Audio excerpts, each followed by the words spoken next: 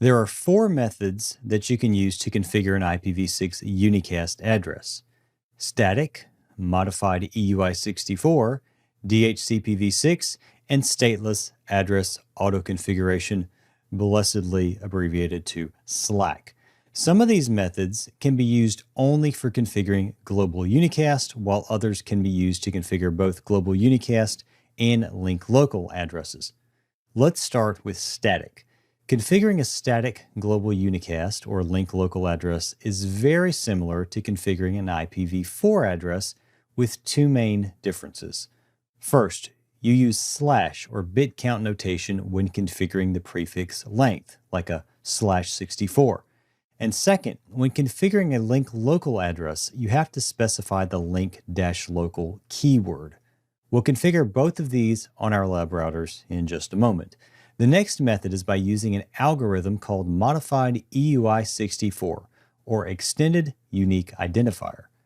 It's usually just called EUI64 or IEEE EUI64, and it's fairly complicated compared to the other methods.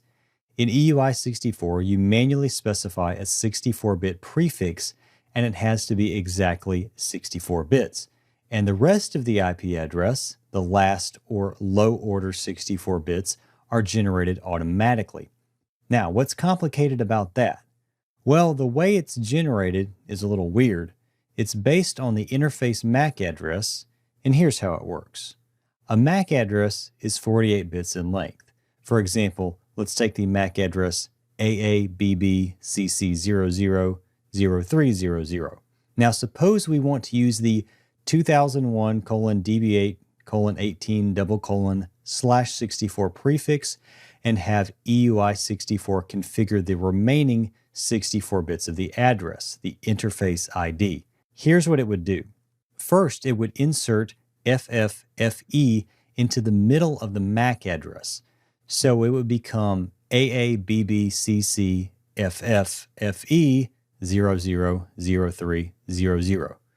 Not terrible, but here's the kicker.